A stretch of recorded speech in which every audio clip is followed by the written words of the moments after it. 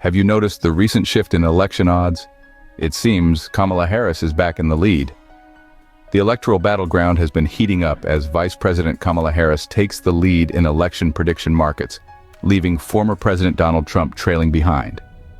The betting site Predictit has given Harris a 51% chance of victory, marking a significant shift in the odds. However, it's not all clear sailing for Harris, as other betting platforms still favor Trump. But Harris has been gaining ground in recent days, making this a race to watch.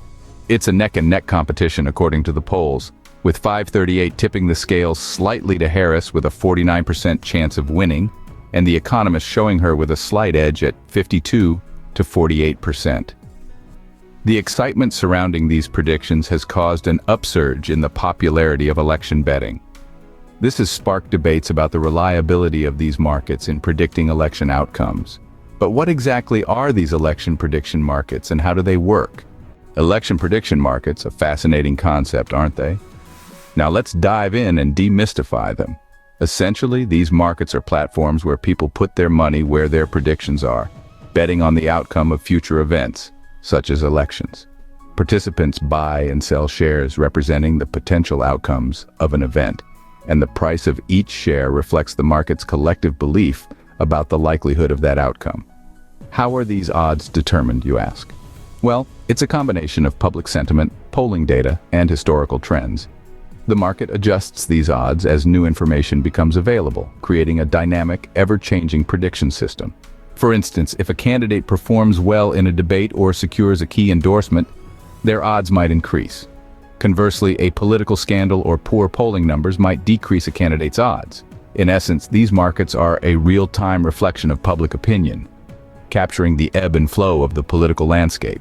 They've become increasingly popular as an alternative to traditional polling, as they can sometimes reveal insights that polls might miss. So, with this understanding, what does the recent shift in election odds tell us?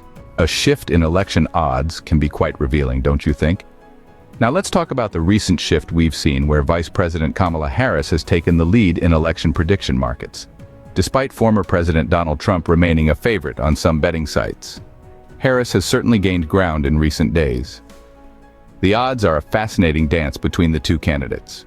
For instance, Predictit gives Harris a 51% chance of victory, while 538 places her odds at 49%, and The Economist shows her taking a slight edge with a 52 to 48% advantage.